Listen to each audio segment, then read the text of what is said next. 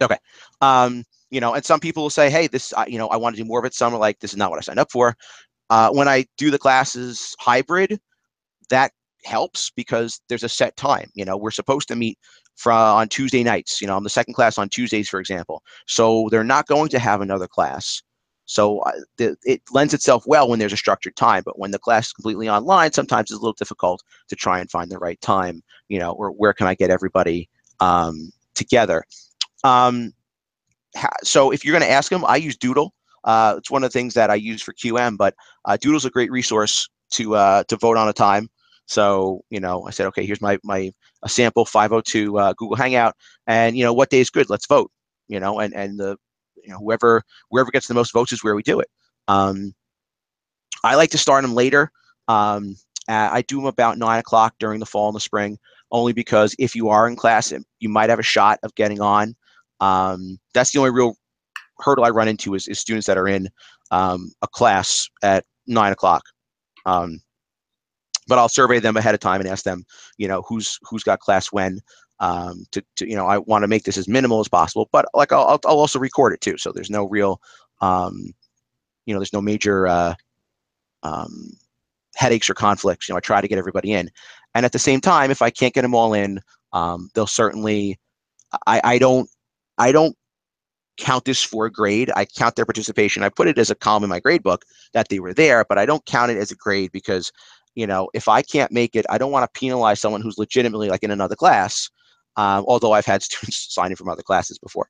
I don't want to penalize somebody. I want this to be encouraging. So I keep track that they're there for the sake of keeping track that they're there, but I don't require them to talk. I don't require them to do anything other than to be present. But even if they're not, they can still watch the rerun on YouTube. So I'm not overly concerned if they're not there. I'd like them all, and I generally get somewhere between 75 and 80% of the students in the class to be on the Hangout. How long should it be? I get this question a lot too. It's as long as your class can tolerate it. Is it engaging? What's the point of you having the Hangout? When I do the principles and problems class, we do an exercise in hiring teachers, and that the first time I did it, it was like 10:30 at night. I'm like, folks, I'm getting tired. Let's we gotta stop, because they were going back and forth. No, I want to hire this one. I don't want to hire that one. And it was a really good discussion, and part of me just didn't want it to stop. So if there's a use for it, if we're coming online for the purposes of discussing, or, we have maybe you're doing like presentations virtually and they're presenting on a certain topic or sharing stuff. I used to have them go out and do observations. They would do observations when, in the 502 class, and they'd come back and report about it. They would share their experiences, 5 minutes, no big deal. And is what you're doing engaging? Is it, I wouldn't want to listen to myself lecture online for an hour. That's not the whole idea. The idea is that we can have a discussion where we ordinarily couldn't. So, I'm purposely going to design some type of activity or some type of meeting that makes the subject matter engaging so the students want to talk. I do get sometimes students who are like, I don't want to be on camera. I'll talk, but I don't want to be on camera. Okay, not sure I get it, but I respect it, because there are people that can participate without me seeing their face. So I generally go for about an hour. There are sometimes I'm done after a half hour, because I'm not gonna pull teeth for the sake of 30 minutes. If the conversation's dead and it's not going anywhere, then that's it. Now, if you wanted to, you could come up with a way to grade them on participation. If they want to, if you want to discuss something, come up with a rubric. I've never been much of a participation fan, like objectively, putting a number to participation, but that's something you can do if it makes sense for you. That's fine. But it really should be, I would envision anything you do online is the topic. Does it lend itself to something that's online?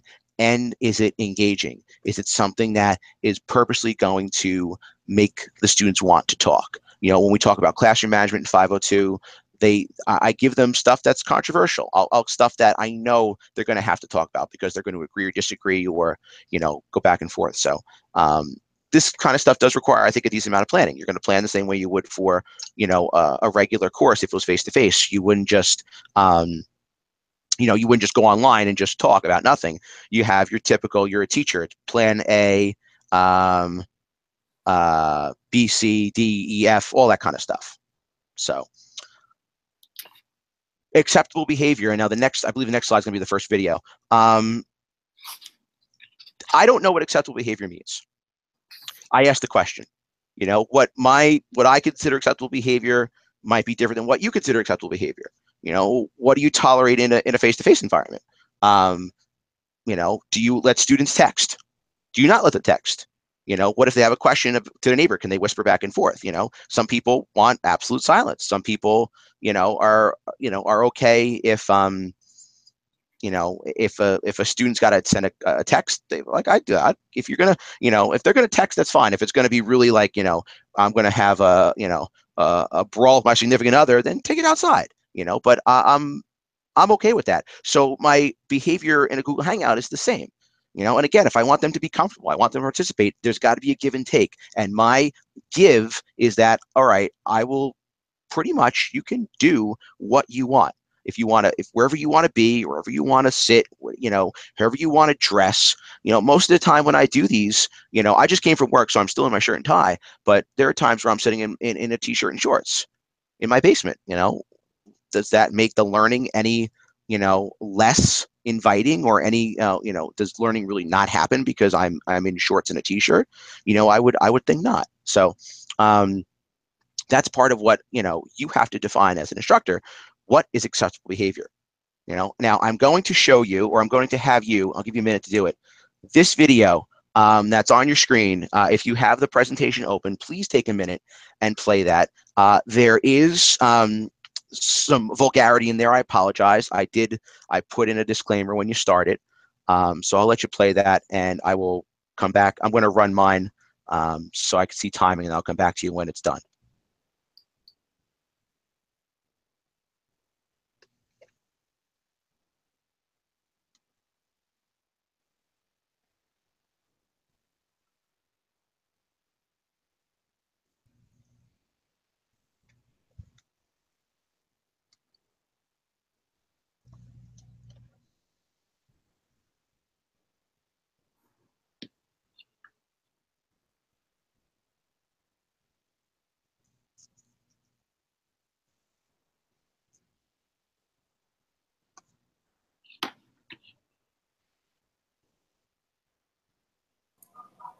Al?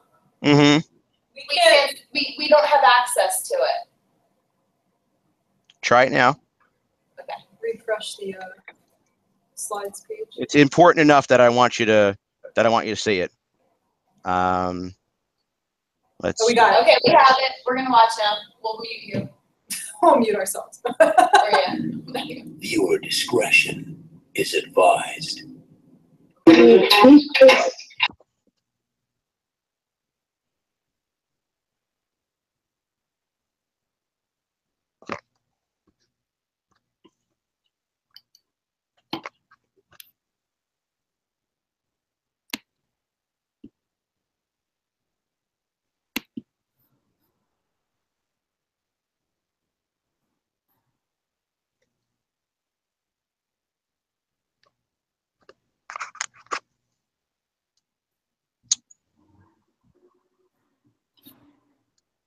Hey, what happened to my whatchamacallit?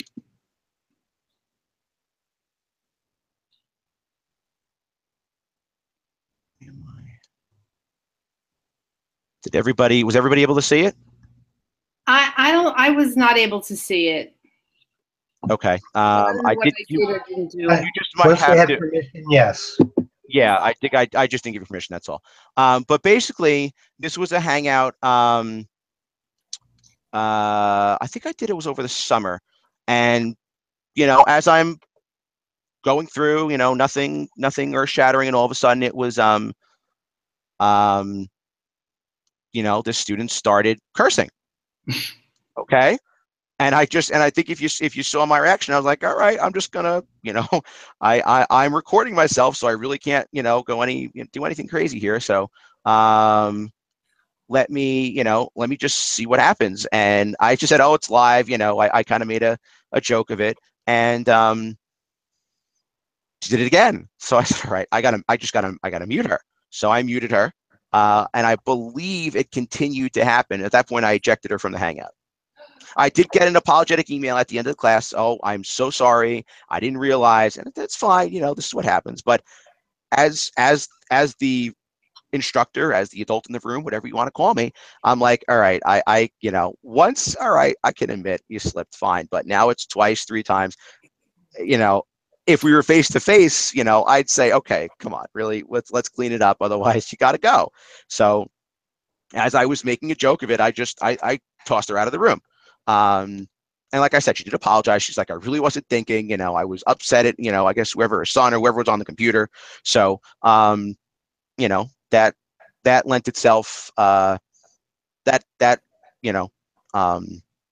interesting. I think it's probably the only time that I've really had to throw somebody out of a Hangout, because it was just, okay, that's, I kind of have to disclaim when we start, you can get animated, that's fine. We're talking about something exciting, that's fine. But let's try and remember that, in that regard, we're still trying to be professional. So let's keep the swearing to a minimum. So if you advance the slides, there is one more that I'd like you to watch. And I think it's about a little bit over a minute long. I did change the permission, so you should be okay with that. It says, it's what would you do, the second one. If you would just take a minute and watch that clip. Like I said, I did make the permissions available to everybody. Now, I'm sorry, I want to interrupt for a minute because I'm the professor. Are you driving?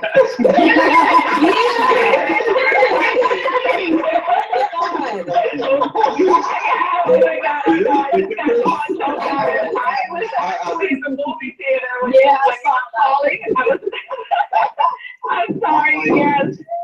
I know the students in the car, and there are times where I've had students that go in the car because the kids are going crazy. But I'm like, dear Lord, she's driving because I see the land, I see the background moving. I just want to throw that out there that learning really can happen anywhere. Please don't get a ticket. Yeah, and please don't get in an accident. Yeah, be careful. I'm like watching you, and I'm like stressed watching you. The whole time. I'm like, I'm gonna call her. Don't do that again.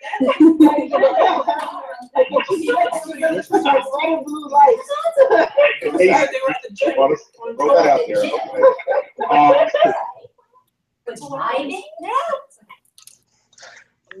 I think that's all of it. Yeah, she was in the car. She was at I want to say she was in a movie theater, and she forgot she had the Hangout, so she got in the car and she was driving. Okay. You know what? The flip side was she would have missed it. So I'm like, do I ban her? Do I say this is just outlandish? You know what? Why not? Just don't get a ticket. Don't get into an accident. And she was fine. She was and actually during the class she was participating as she was driving. It's illegal. Do you think that's illegal now? That's a good question. I pretty much I'd say hands-free. I advise my student to just hang up. This could be a start of a new case. I mean, texting and driving, Google Hangout and driving. I don't think it's in theory she was hands-free. She wasn't touching the phone. Okay. You got over at it. What do I say? I don't make the laws. I just, I'm advocating. Yeah, everybody did say don't get a ticket. So everybody was being nice about that, but she could have hung up. She didn't. It was just, the class was just too exciting for her to miss. But the more so the point is that she could actually do it. She was in the car. So whether she's in the car, whether she's in the, whether they're, like I said, I've had people at soccer games, people that are traveling all over the place. Why not?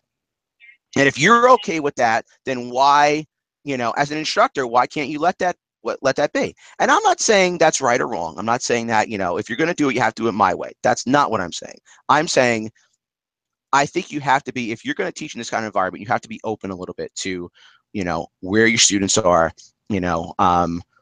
what they're doing at the time, because in some sense, I'm intruding on their life, wherever that it's Thursday at 9 o'clock and I'm pulling you for an hour to talk about, classwork. So, at least I think you have to be a little bit, open to that.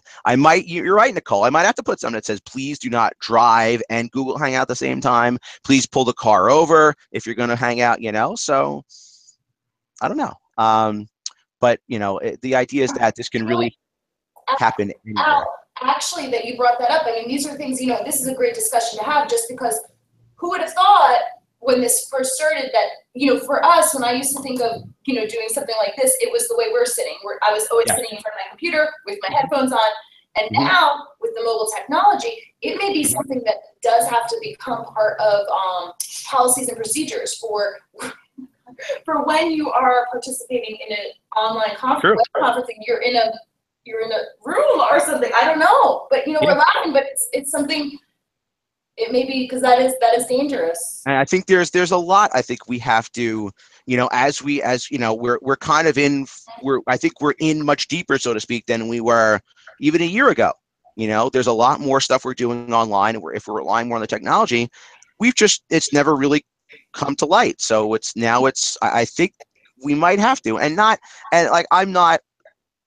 Personally, I know I'm going to put it on YouTube, but I still don't have, wherever you are doesn't matter to me, but we might have to come up with, hey, so we could cover ourselves and say, yes, you can't be driving. Yes, you can't be, operating heavy machinery while you're, or anything that we think, if you're going to do this, you should at least be stationary somewhere, So.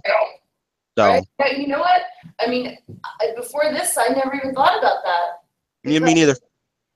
Because and it was, for her, it was natural. She just got in the car. She put the phone in the holster, ran through a Bluetooth, and said, I'm going to drive. Right. Wow. Okay. Well, that is something, it's something we have to think about. Yeah, absolutely. Absolutely.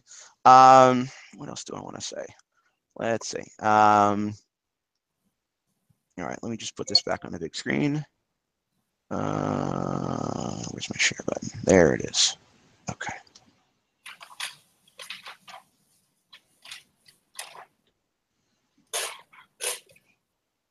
Okay. So how to get them to participate? Same way you do if you were in the classroom. Is there something tied to the Hangout? Why are we doing this? Why are we coming together online? Are we doing it just to say we're doing it? Do you have them prepared beforehand? And generally, I have them. It's either I read a case, they have something that they can come with notes, and prepare. What if they don't? Well, that depends. Do you want to tie it to their grade? If this was a hybrid course, I could definitely say, for the most part, you're going to be on at 9 o'clock or 8 o'clock on Tuesday when we normally have class, and that's how you have to be on there, and this is what you're going to do. With the web, it's a little bit different because I potentially might not be able to get everybody, because there's no expectation I have to be on at a certain time. And then I do get those one or two. Well, you can't force me to be online. I didn't sign up for this. Yes, I know, and then I kind of have to, that's probably why I don't force a grade, because, for some of these students, they legitimately can't be, and that's why it becomes a little bit of a balancing act, of I don't force participation. Believe me, there are people that want to jump in and talk, and then even if we try to tangent a little bit, that's okay. If the discussion is related to the topic, then I'm okay with that. I could grade it up. I could just say participation wise, I want you to, I'd have to come up with a way that I could measure, did I say, did I ask a good question? Did I respond to somebody? And for me, I never like putting a quantity on that. So I don't grade it per se, but it's also non-threatening. And I find that students are just as active as it, whether I don't grade or whether I grade. So can I use it for anything else? Why not? Small group work. When I did the principals class a couple of years ago, I had them do a master schedule, which I'm surprised they didn't throw me out for. They learned how to schedule in like 2 weeks. And I got a call, I guess, or I got a text, and they're like, hey, professor, we're all on in a Google Hangout right now. We're doing our schedule assignment and we're having trouble. And I was like, this was euphoria. Like, oh my, they're doing what. I'm like, absolutely, I will get on with you. So it was like 8:30 at night. I got my computer, got on a Hangout with them, and I was able to help them with what they were doing. And that's exactly what, you could use this for, for group study, collaboration, small group work, anything. They took the leadership if you will, the leadership role, and just this is the way they wanted to meet. How many times we would study for finals and we'd split the book into chapters, but here you could have a virtual study group. So there are ways. It's not just for the professor to hold class. You could definitely encourage students to collaborate this way. Just on our end, we do, for example, here a lot of times meetings. If you can't have you have a staff meeting, somebody's not in the same place at the same time. Just so many options of this. And same for me. I teach face-to-face and a hybrid class.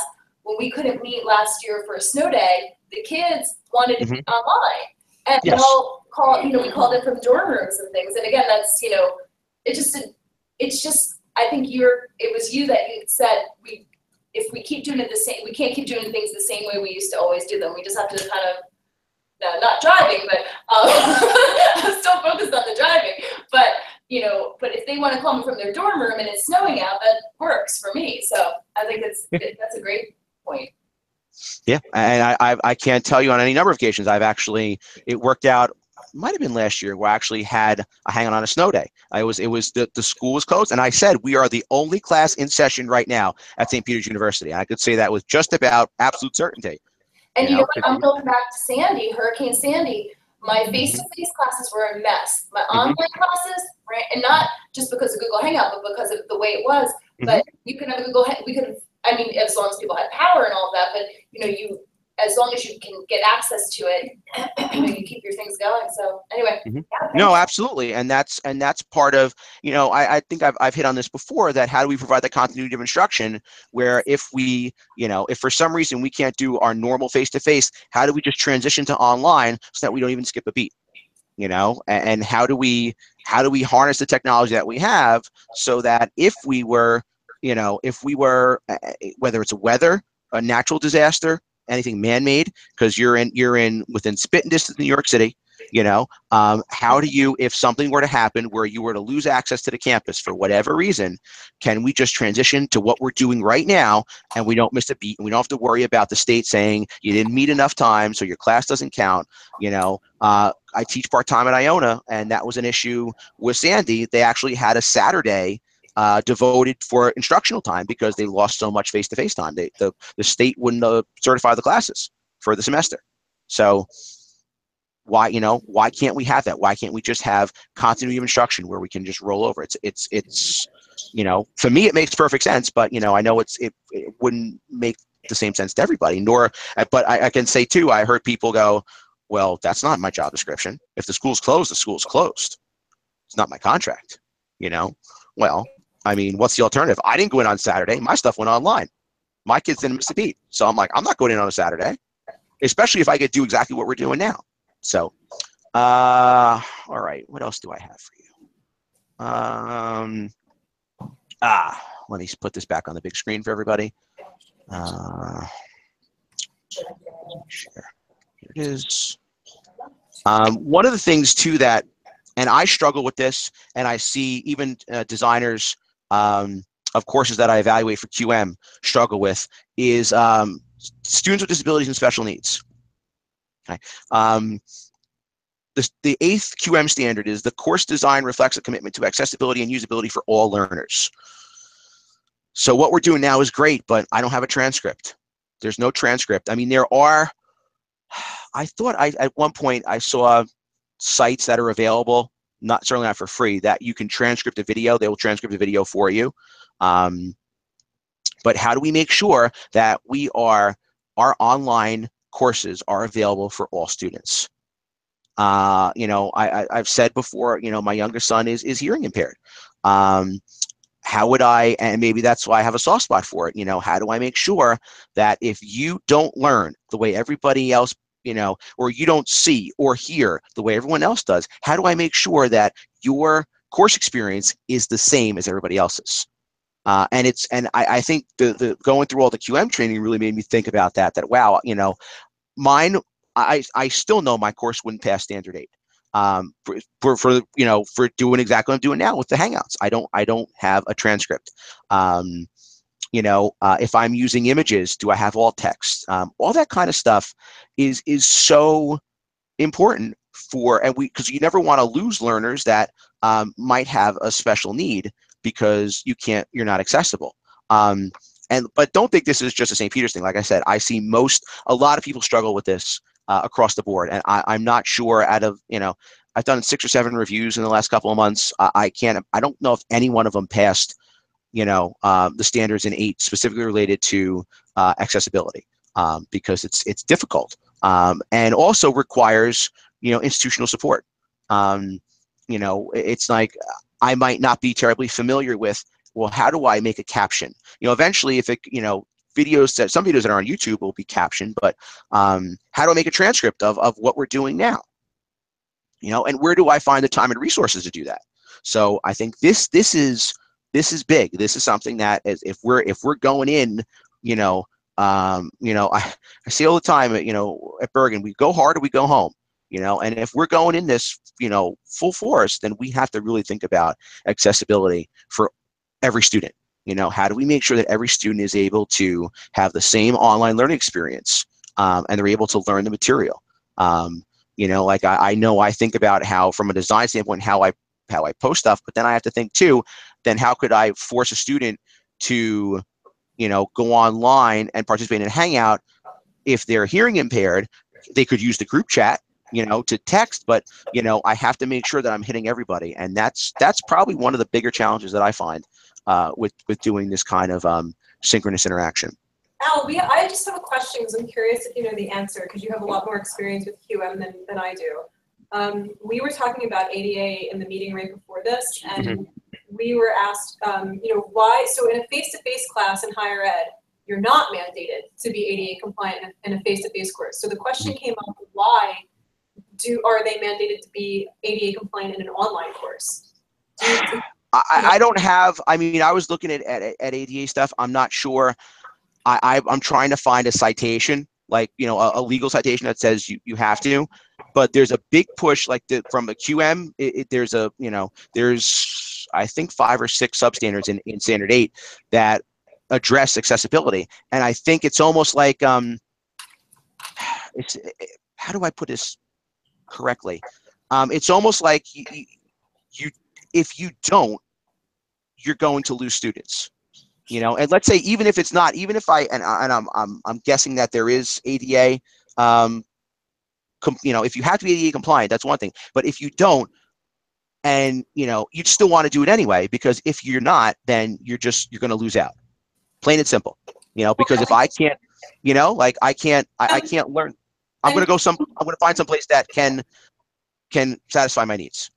Yeah, and QM pointed out that, the lawsuits kind of speak for themselves. Like, if you're sued by a student, you're going to lose the lawsuit, and your institution can lose a lot of money if you're not compliant. And so I know you might be getting the same feedback. In K-12 for the last 6 years, our supervisors were saying to us, just treat every single kid like they have an IEP, because we're getting sued even by kids that don't have IEPs, and we're losing. And so just start treating them all like they have IEPs. So I don't know if you have the same experience, but that's I do. I think that you have to be, mindful of, and be aware of any students that have any type of accommodations, and also, and it's tougher in higher ed, because I know on the undergraduate level, not all my students are going to jump up and down and say, yeah, by the way, I have a disability. They're not going to say it, and sometimes I get it. And what I get, from other places, I'll get the following students are part of, I think it's at Iona, it's called the College Assistance Program. We have, these students have accommodations, but we can't tell you what they are. They have to. But if they don't tell you, you have to treat them with this kind of whole blanket list of accommodations. I'm like, just tell me. Tell me what I have no problem accommodating whatever you need, but I need to know what those accommodations are.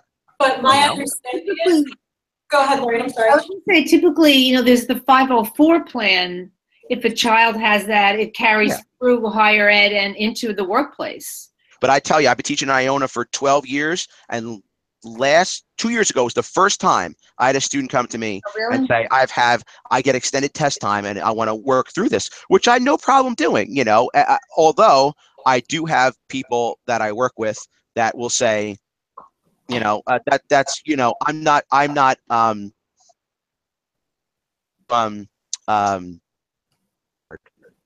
it doesn't matter. I don't care if you have a 504. You take this, like just I'm not accommodating your there it is. I'm not accommodating your extended test time.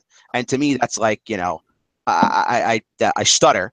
But if you've got it, but I have to know you have it, Right. and I don't want to have to try and guess, because if you need extended testing time and I'm giving you preferential seating, that's two totally different things. Right. I think the St. Peter's might be able to look into the way in which 504s are or aren't. Like, it could be a part of how we then learn to set up our, online courses. If we have a 504, then we can adjust accordingly. Absolutely. And you got to think about it the same way too in your in an online class. Right. And I don't meet these people. I'll do a Google Hangout right at the start of the semester so I can at least get some face-to-face. But in some cases, I've never met any of these people. So, and if they don't specifically say to me, hey, here's what I have, or this is what I need, I don't know what to, I don't know how I can't help you if you don't tell me what I need to do.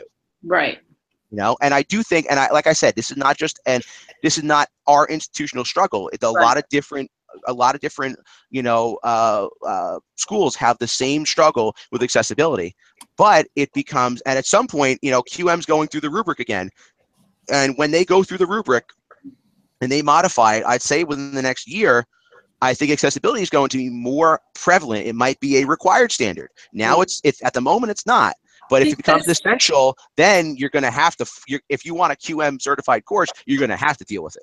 So in the few lawsuits that I'm familiar with, the student argument was that their privacy trumps your need to know about their disability. We had some lawsuits where they were like, I have the right to not have to tell you I have a disability, and the judge sided with them and said, you're right. Yeah, and I get that and I hear that, but at the same time, then I have to, and I can accommodate, I've got like my generics, if you will, but I might not be even close. Right. If maybe you don't need extended time. So if I don't know you need extended time, so what then do I have to give the entire, if I give you an online test, then I have to give it's like it's an infinite thing. So if I say, okay, it's a 90-minute test, but I'm giving everybody, 2 hours plus, but I told you 3:45. I told you 3:45. Daddy. So how do I do the So the K-12 pedagogical reaction to this was stop giving time tests. So funny. I know you're home. I'll be done in a minute, okay? Because I'm online. Okay. Told you. 3:45. Upstairs, buddy. I'll be up in a minute. Rai. No. Gotta mute. Hold on.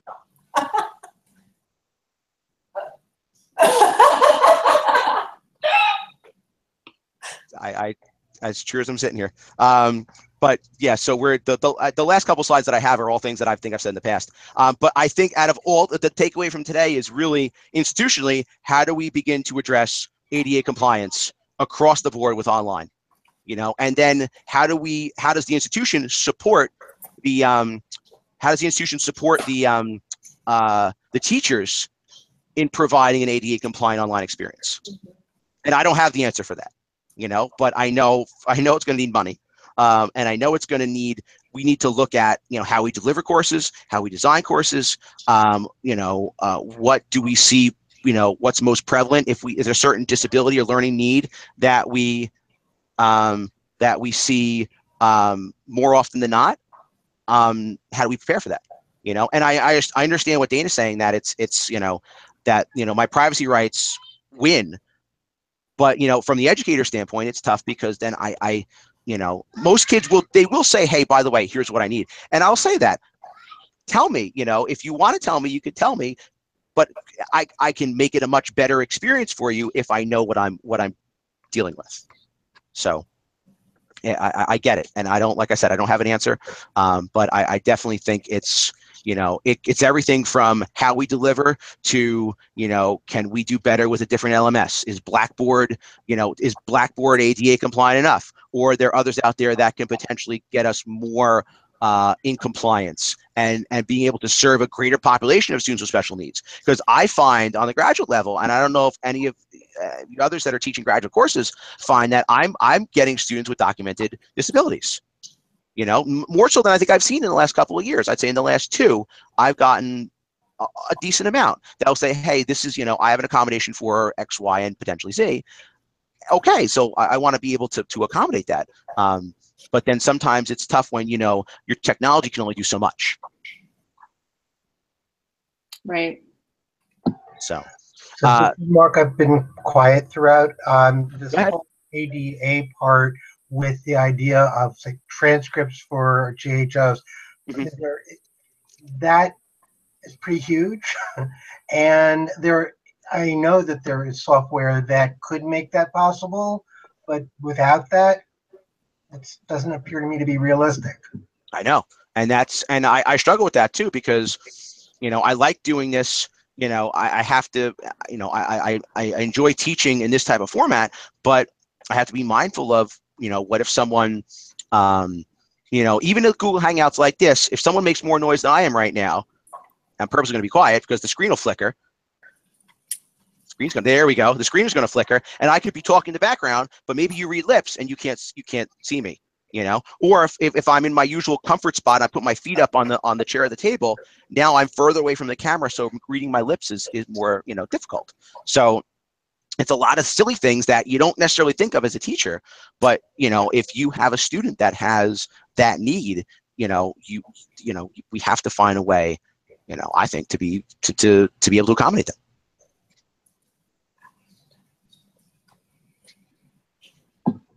So that, I have a question. Sure, go ahead. That sounds like then the student who has a right not to tell you that they have a need.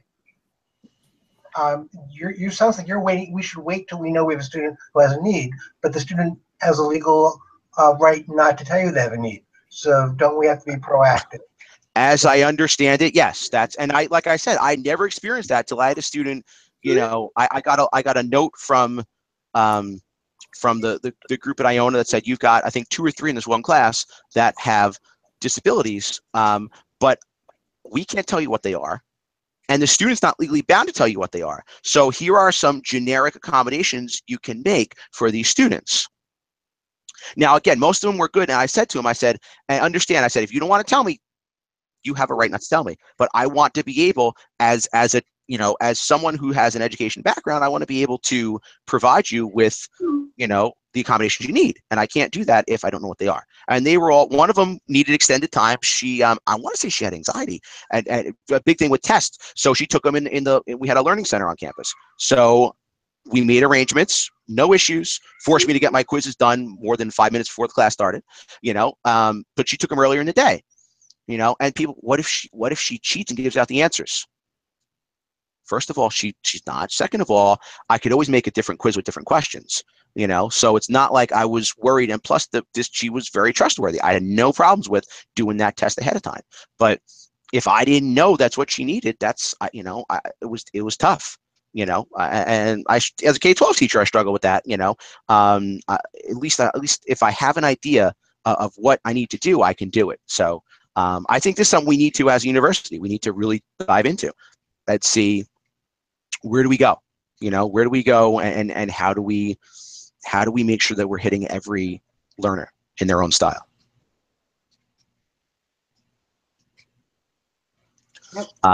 Anybody got any questions or anything they want to add? Anything from the war room down there in Jersey City?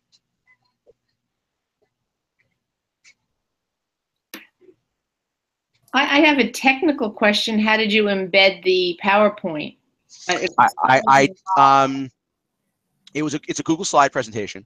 Okay. Google slide. And then the 2 videos I uploaded to Google Drive and just shared them. I forgot to make it available to everybody. Okay. It's so easy. You just click insert on the slide and then click video. That's it. Yeah. Okay. Yeah. Do you mean the videos, Lorraine, or do you mean how did he put this on his presentation here? No, the video, how he inserted the video. Yeah, it's just insert in the Google slide. I inserted the video, and I had previously uploaded it to Google Drive. You can share it from YouTube. You can share it right from Google Drive. So I just put them on Drive. I shared them and made them available to anybody who has the link. and just away they went. But I know it's kind of choppy if I showed them to you as the only way. That's why I said I shared the slides and have you, I had you watch them as well. So. Okay, thank you. Sure. Anybody else? Yep, we're good here, I think. Okay. So, I will share once the Hangout finishes processing, I'll share the link. Always around and available from the confines of my basement to talk and discuss. Always, I do say these are always fun for me. This is always, Not in your car or in your car? I know, not in my car. I mean, might not be a bad idea. Lorraine, stay home. But yeah, and I think you look at it now, if we weren't doing this, me, Lorraine, and Mark, we're not getting it. Right, and I really appreciate, Al. I always thank you so much for presenting, and maybe Lorraine and Mark, you're next. But I mean, honestly, if you have any ideas of things you'd like to present, and this is the way we do it. So Al, I'd really like to thank you, and we'll be in touch. Yep, sounds good. Everyone have a great day. All right, everybody, take care.